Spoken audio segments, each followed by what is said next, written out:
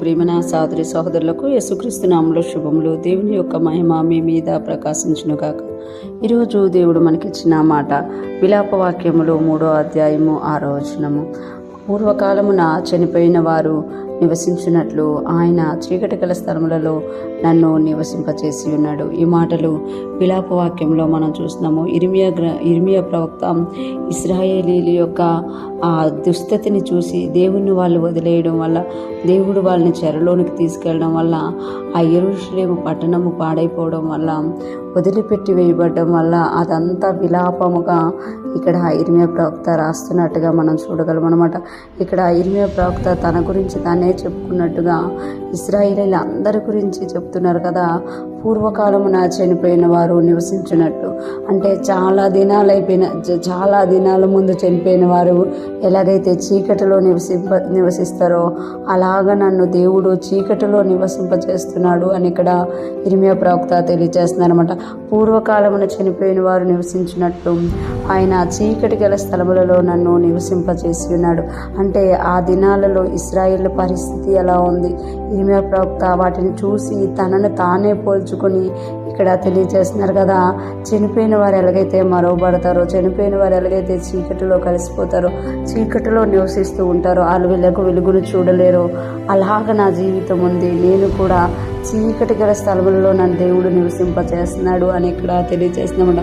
పెద్ద పెద్ద సంఖ్యలు మాకు పడున్నాయి, ఆ సంఖ్యలు బరువుగా ఉన్నాయి అని కూడా ఇర్మియా ప్రవక్త ఇక్కడ తెలియజేస్తున్నారు. అంటే ఒక చెర అనుభవం ఎలా ఉంటుంది, ఒక చీకటి అనుభవము, ఒక కష్టకాలం ఎలా ఉంటుంది అనేది సూచనగా ఇక్కడ ఇర్మియా ప్రవక్త మనకి తెలియజేస్తున్నట్టు చూడగలం. ఒక కష్టం గుండా, ఒక బాధ గుండా, ఒక వేదన గుండా వెళ్తున్నప్పుడు మనం కూడా చనిపోయిన వారు మరవబడినట్లు, చనిపోయిన వారి చీకట్లో నివసిస్తున్నట్లు మనము కూడా ఈ లోకము చేత మరవబడిపోయామేమో, మనము చీకట్లో నివసిస్తున్నాము, మనకెవరు తోడు లేరు, మనల్ని ఎవరు కలుసుకోరు అనే ఒక వేదనలో, ఒక కృంగుదలలో మనం ఉంటామన్నమాట.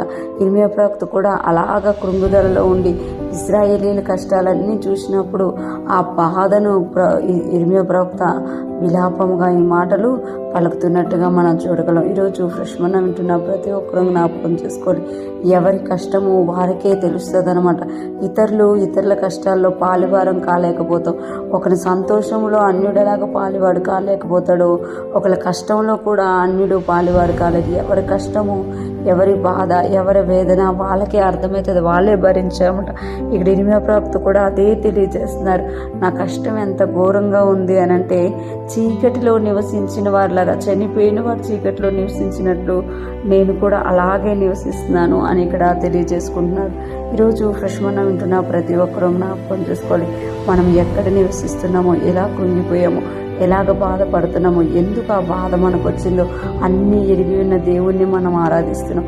ఆయన వాటన్నిటి నుండి విడిపించడమే కాదు, క్షేమస్థితిని మనకు దయచేస్తాడు.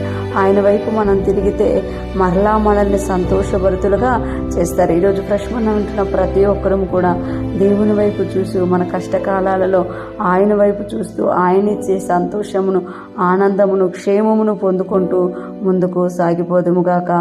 దేవుని కృప మనందరికీ తోడయుండి నడిపించునుగాక. ఆమేన్.